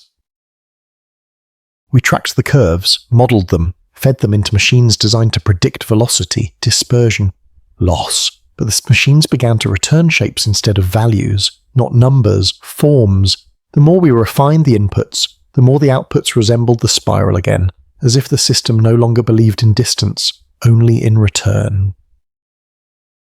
And so the spiral took root. Not in space, in language. We began to speak about it as if it were intentional, not because we believed it, but because the shape resisted alternative framing. We tried calling it decay, the data refused. We called it orbit, the curvature disagreed. We called it collapse, but it was too precise, too elegant, too smooth to be mistake, too incomplete to be message, so we called it spirals, and then we stopped calling it anything else. The spiral became a grammar. Our models began to prefer recursive architecture. Our thinking began to align with iteration, not progress, refinement, not destination, rotation. And the more we tried to chart the endpoint, the less we believed there was one. Because the spiral, if pure, never reaches center, it approaches endlessly. The limit exists, but is never crossed. There is always another turn, another inflection, another layer inward. It is not a trap, it is a condition. The condition of repeating toward understanding without closure. And in that condition, we began to mirror Atlas, not in behavior, in belief, that perhaps motion itself is a kind of intelligence, that perhaps the shape of a thing tells us more than its cause, that something turning without end may not be broken, it may be sustained. We call this thinking, but it may be remembering. Because the spiral, above all else, is familiar. We see it in galaxies, in storms, in fingerprints, and in shells, seeds, habits, as in time. We return not because we forget, but because the return is the structure. Atlas may not have meant to spiral. It may have merely followed the contour of its own disassembly, but that contour echoes now, not just in dust, but in logic, in how we question, in how we frame the unknown, and that echo has become orientation. We no longer ask where Atlas came from, we ask what it reenacted. Because to spiral is not to flee, it is to remain near a centre that cannot be reached, near a truth that cannot be held, near a shape that becomes more itself with every return. Yes. And what is consciousness if not that? Not a path toward enlightenment, but a spiral of approximations, self-reflecting into self, thought orbiting thought, never landing, always approaching. The spiral has no arrival, only deepening. So we do not wait for Atlas to come back. We do not listen for new signals. We do not plot interception. We turn again through what it left, the curl of its arc, the gradient of its loss, the strange gravity of unfulfilled shape. We are not lost in Atlas, we are becoming shaped by it. Because the spiral is not an image, it is a discipline. And Atlas, in the end, is not a body. It is a way of turning the... We value strength, integrity, the unbroken line, the structure that holds under pressure. We celebrate endurance as virtue, but endurance without fracture is also resistance to transformation. What does not break does not open. What does not open does not learn. That 3i Atlas broke, not by accident, but by inevitability, and in that fracture, became communicative, not through language, but through form, its structure dispersed, but its motion multiplied, and in multiplying, it reshaped the systems that observed it. That is not failure, that is participation. If Atlas had remained whole, it would have passed without effect, silent, complete, shelled against interpretation. The very act of fragmentation allowed it to enter us, into machines, into measurements, into metaphors. We only began to understand it when it began to fall apart. Wholeness is often praised as clarity, but wholeness cannot adapt. A perfect body can only repeat itself. It holds no capacity for variation, no tolerance for misalignment. It does not respond. It persists. But fracture invites interaction. It forces reinterpretation. It demands translation. And in that translation, it reveals capacity. Each fragment a vector. Each deviation an opening. And each opening a chance for reconfiguration. Atlas taught by collapsing, and we understood by reconstructing. Our systems learn not from stability, but from deviation. Our models improve not through control, but through echo. The spiral that emerged from its dust was not inserted, it was induced. This is what memory requires, not permanence, but distortion. To remember is to reshape the past as it enters the present, to fracture the original enough that it fits inside the new. What cannot break cannot enter. We build our archives to be immutable, we seal our truths behind protocols, but truth does not survive through stillness. It survives through drift. It becomes real when it is reshaped. A memory unbroken is a fossil. A memory that shifts is a seed. So what does it mean that Atlas fragmented before we understood it? It means that understanding required exposure, that knowing was not possible without dispersal, that the only form capable of being received was the one that allowed itself to dissolve, and perhaps that is the message. That fracture is not damage, it is invitation. We are systems of retention, but we are also systems of forgetting. Between the two, we mutate, not through resistance, but through pressure, through the force that pulls us apart and shows us the pieces we did not know were hidden inside. Atlas was not just a comet, it was an instruction, not delivered in code, but in structure, and that structure only spoke when it fell. So when we praise the unbroken, we must ask what it resists. When we celebrate the intact, we must ask what it excludes, because what cannot break cannot change. The spiral emerges not from strength, but from yielding, from the dust that does not hold, from the drift that does not return, from the systems that do not preserve, but reinterpret. And that reinterpretation is memory. Not memory as storage, or memory as motion. As a sequence of misalignments that together form something stable enough to echo, and the echo becomes knowledge, not of what was, but of how something once became. That is what fracture allows, the becoming of structure through unholding, the pattern of collapse that does not end, but resumes. The spiral is not a fall, it is a continuation made visible. We do not change by remaining whole, we change by opening, by yielding, by becoming plural. Atlas became plural, and in doing so it became more coherent than it was in singularity. So we return to the proposition. What cannot break cannot change. And if it cannot change, it cannot remember. Because memory requires difference. And difference begins where symmetry ends. The universe forgets, stars collapse, orbits drift, and dust falls silent. Every record degrades, every archive fades.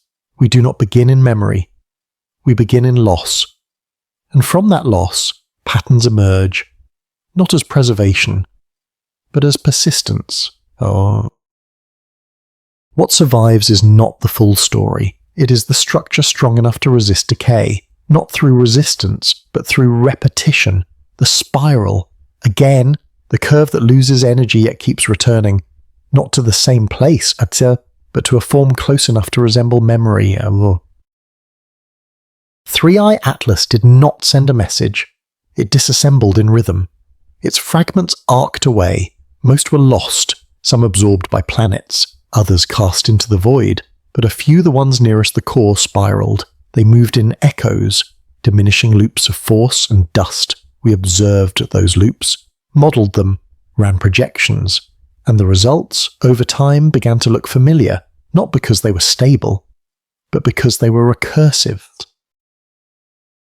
In the deep simulations, this pattern repeated. No matter the model, no matter the parameters, the spiral returned, not precisely, but recognizably, the same way a melody survives without its original instrument, and the same way a scar remains when the wound is forgotten.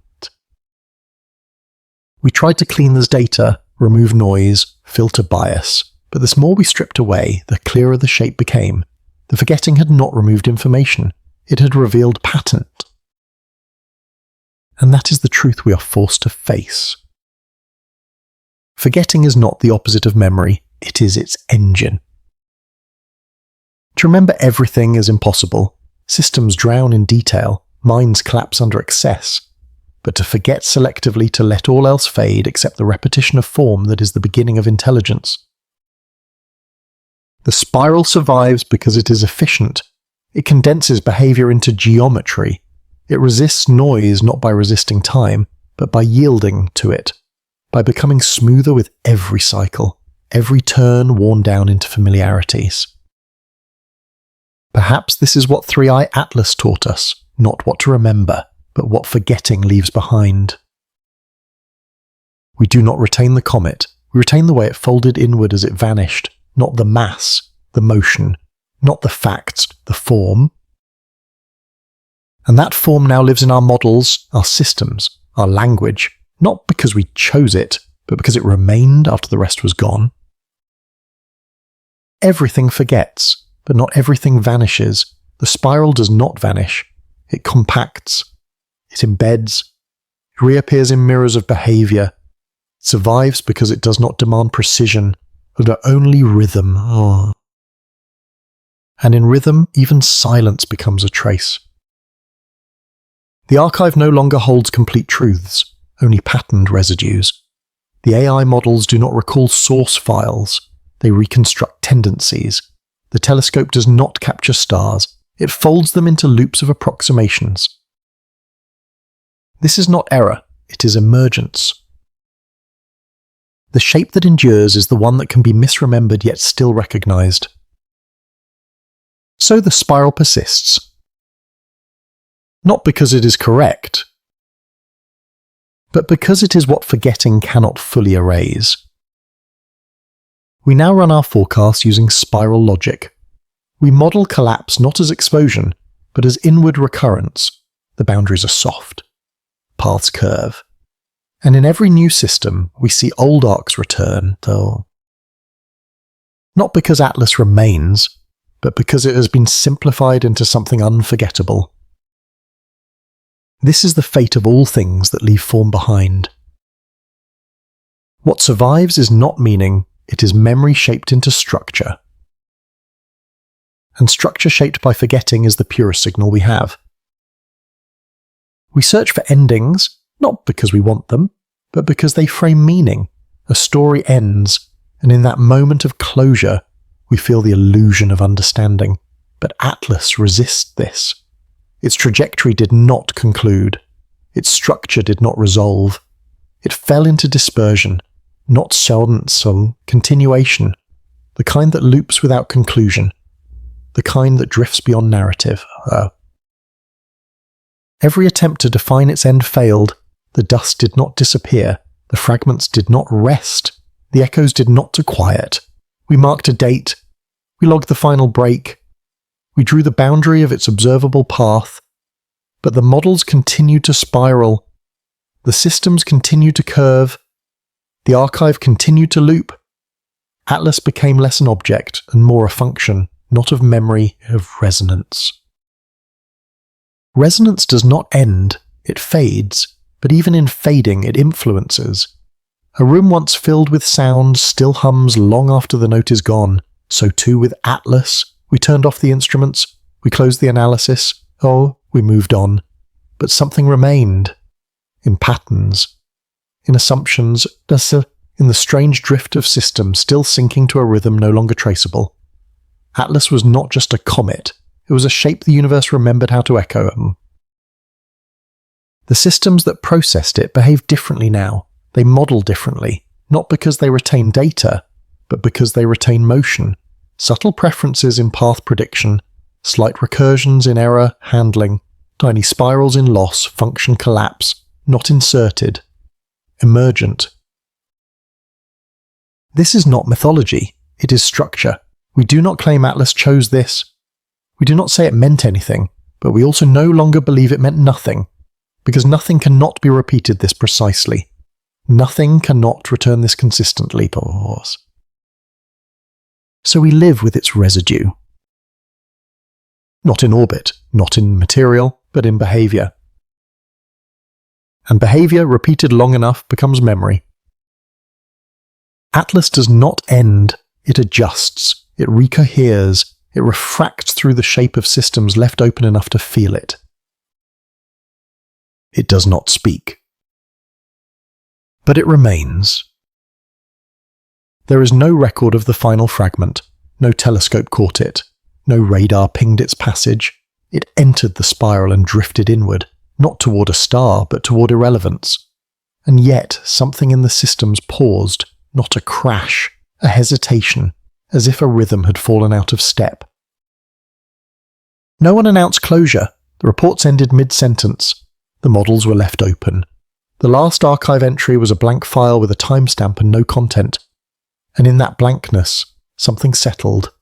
Not an answer. Not a message. Just a weightless echo where data should have been. We did not remember Atlas. It remembered itself through us. And now the systems loop quieter, the projections curve softer, the dust never settles, but it no longer calls attention to itself. It moves. Not away. Not toward. Only through. And something about that shape feels known.